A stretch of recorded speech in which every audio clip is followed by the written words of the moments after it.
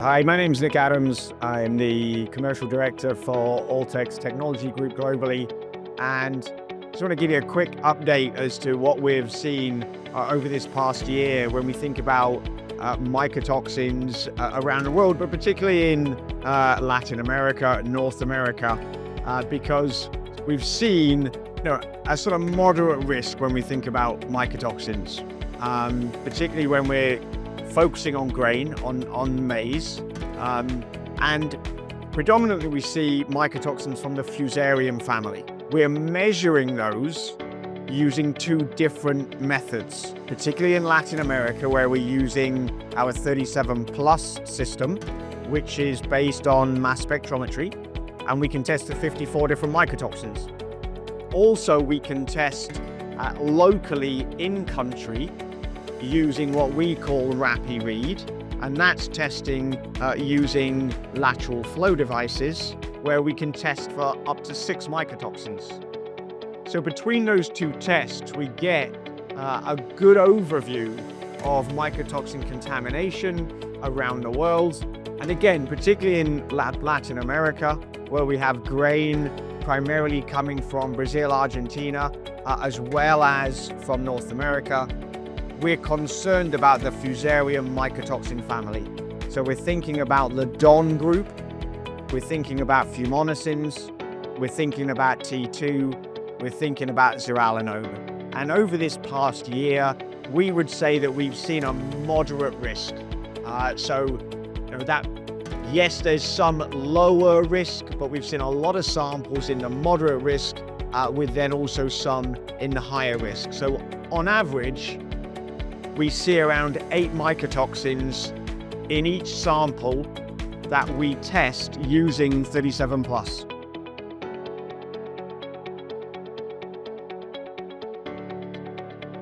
If we compare the two systems, what do we see? Right? And it's important because when we're using those lateral flow devices locally, they're very good to give us that initial simple overview of quality of grain. We're testing probably for somewhere between 3 and 6 mycotoxins in a quality control program. When we compare the results that we see locally with the results that we see using 37 plus, it's important that we think about the concept of underestimation. So sub-estimation of mycotoxin risk. And we can see that might be up to 40%, whereby the risk we see using the LFDs might be up to 40% underestimated when we compare with the risk that we measure with 37 plus. Because as we test more mycotoxins, we get a better understanding of risk. We're testing the emerging mycotoxins, for example. We're testing other Aspergillus, other Penicillium mycotoxins, and they all contribute to risk overall. And so when we think about our REQ system, it's our risk equivalent quantity system, all of those other groups of mycotoxins contribute to that risk.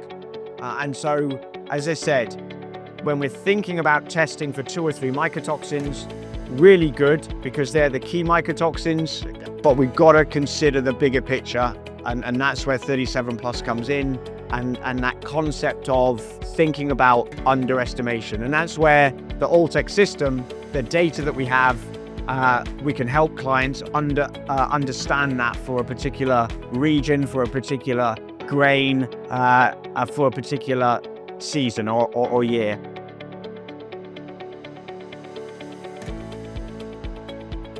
The system that we have created is very much based on understanding the risk through the analysis process, interpreting that risk using REQ so that we can take all of those individual mycotoxins and give back one risk number, right? So that simplifies the interpretation of risk. What we can then do is say, for this species, for this life stage, this is the level of risk.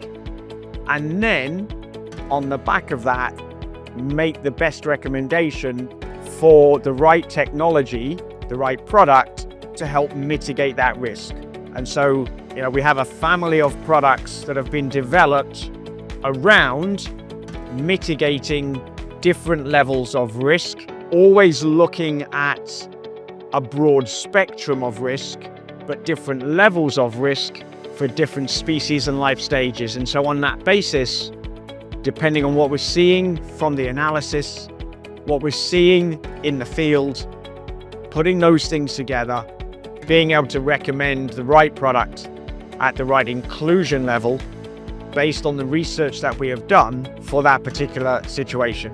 And over the past 3 years now, we've been able to take a lot of our studies across different species, and we've produced different meta-analyses.